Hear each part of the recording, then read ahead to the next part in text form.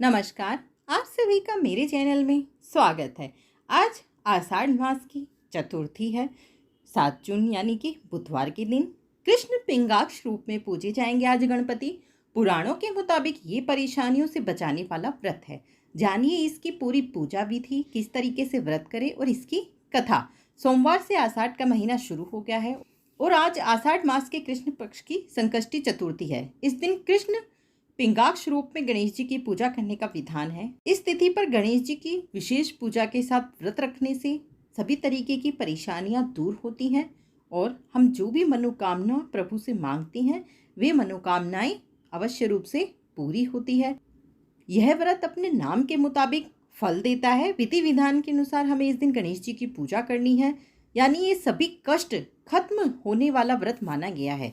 संकष्टी चतुर्थी व्रत शादीशुदा महिलाएं पति की लंबी उम्र और सौभाग्य की कामना से करती है। वहीं कुंवारी कन्याएं भी अच्छा पति पाने के लिए दिन भर व्रत रखकर शाम को भगवान गणेश जी की पूजा करती है। मान्यता है कि इस दिन भगवान गणेश जी की आराधना और व्रत करने से सभी तरह की कष्टों से मुक्ति मिलती है। व्रत की विधि: सूर्योदय से पहले उठकर नहाएं और सूर्य के जल चढ़ाने के बाद भगवान गणेश के दर्शन करें। गणेश जी की मूर्ति के सामने बैठकर दिन भर व्रत और पूजा का संकल्प लेना चाहिए। इस व्रत में पूरे दिन फल और दूध ही लिया जाना चाहिए, अन्न बिल्कुल भी ना खाएं। इस तरह व्रत करने से मनोकामनाएं पूरी होती है। भगवान गणेश की पूजा सुबह और शाम यानी कि दोनों वक्त करनी है। शाम को चंद्रमा को अर्घ्य देने के बाद व्रत पूरा करें। पूजा के लिए पूर्व उत्तर दिशा में चौकी स्थापित करें और भगवान गणेश की प्रतिमा स्थापित करें। चौकी पर लाल या पीले रंग का कपड़ा बिछा लें। गणेश जी की मूर्ति पर जल, अक्षत, दुर्वा, घास, लड्डू, पान, धूप आदि अर्पित करें।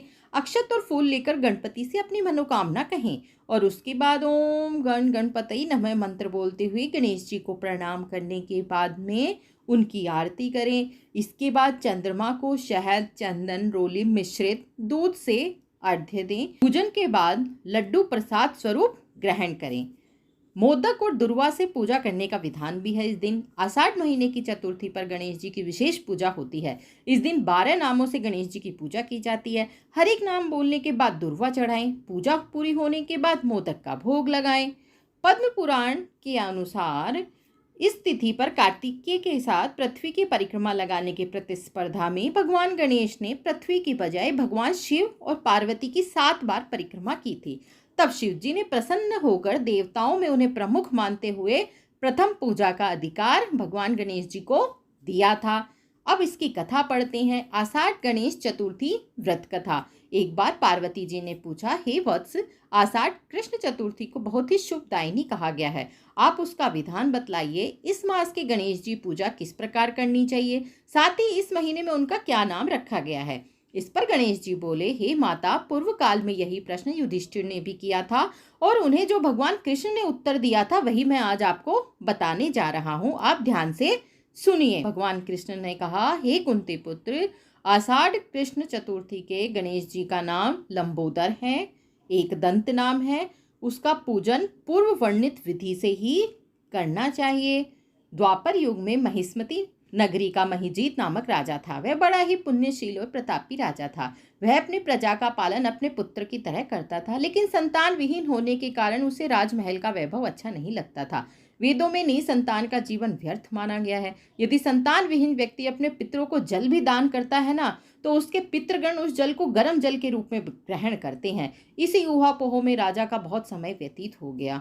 उन्होंने पुत्र प्राप्ति के लिए बहुत से दान, यज्ञ आदि कार्य किए, फिर भी राजा को पुत्र की प्राप्ति नहीं हो पाई। उनकी जवानी बीत गई और बुढ़ापा आ गया, लेकिन फिर भी उनके वंश में कोई वृद्धि नहीं दिखाई दी। राजा ने विद्वान ब्राह्मणों और प्रजाजनों संदर्भ में परामर्श किया। राजा ने कहा कि हे ब्राह्मणों तथा प्रजाजनों, हम तो संतानहीन हो गए, अब मेरी क्या गति होगी। मैंने जीवन में तो किंचित भी पाप कर्म नहीं किए। मैंने कभी अत्याचार द्वारा धन संग्रह नहीं किया। मैंने तो सदैव प्रजा का पुत्रवत पालन किया तथा धर्माचरण द्वारा ही पृथ्वी का शासन किया। मैंने चोर डाकुओं को सजा दी, गो ब्राह्मणों का हित चिंतन करते हुए शिष्ट पुरुषों का आदर सत्कार किया।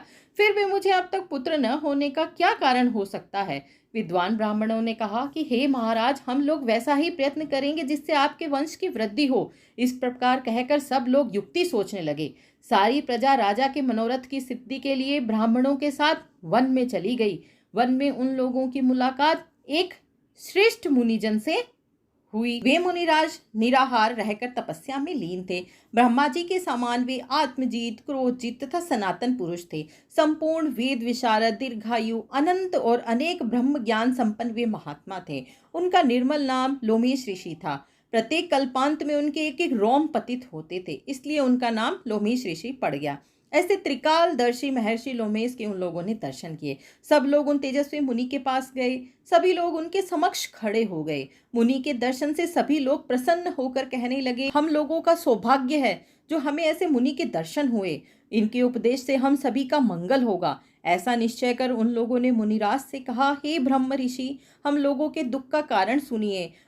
अपने संदेह के निवारण के लिए हम लोग आपके पास आए हैं। हे भगवान, अब आप ही हमें कोई उपाय बताएं। महर्षि लोमेश ने पूछा, सज्जनों, आप लोग यहाँ किस अभिप्राय से आए हैं? मुझसे आपका क्या प्रयोजन हो सकता है? पूरी बात स्पष्ट रूप से कहिए, मैं आपके सभी संदेहों का निवारण करूंगा। प्रजाजनों ने उत्तर दिया, हे मुनिवर, हम माहिष्मती नगरी के निवासी हैं। हमारे राजा का नाम महीजीत है। हमारे राजा ब्राह्मणों के रक्षक, धर्मात्मा, दानवीर, शूरवीर और मधुरभाषी हैं। उस राजा ने हम लोगों का पालन पोषण किया है, लेकिन उन्हें आज तक कोई संतान की प्राप्ति नहीं हुई।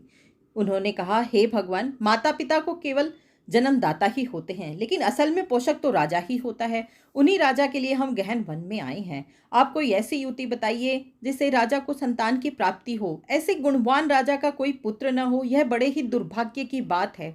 हे मुनिवर, किस व्रत, दान, पूजन या अनुष्ठान करने से राजा को पुत्र रत्न की प्राप्ति होगी? बस आप कृपा करके हम सभी को यह उपाय बताएं। प्रजा की बात सुनकर महर्षि लोमेश बोले, हे भक्तजनों, आप लोग ध्यान पूर्वक सुनिए। मैं संकट नाशन व्रत को बतला रहा हूँ। यह व्रत निसंतान को संतान और निर्धनों को धन देता है। आषाढ़ कृष्ण चतुर्दशी को एक दंत गजानन नामक गणेश की पूजा करें।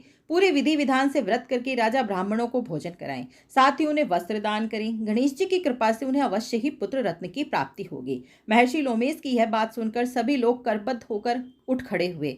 सभी ने आकर यह बात राजा से बताई। उसे सुनकर राजा बहुत प्रसन्न हुए और उन्होंने श्रद्धा पूर्वक विधिवत गणेश चतुर्थी का व्रत करके ब्राह्मणों को भोजन, वस्त्र आदि का दान दिया। रानी सुदक्षिणा को गणेश जी की कृपा से सुंदर और सुलक्षण पुत्र प्राप्त हुआ। श्री कृष्ण जी कहते हैं कि हे राजन, इस व्रत का ऐसा ही प्रभाव है।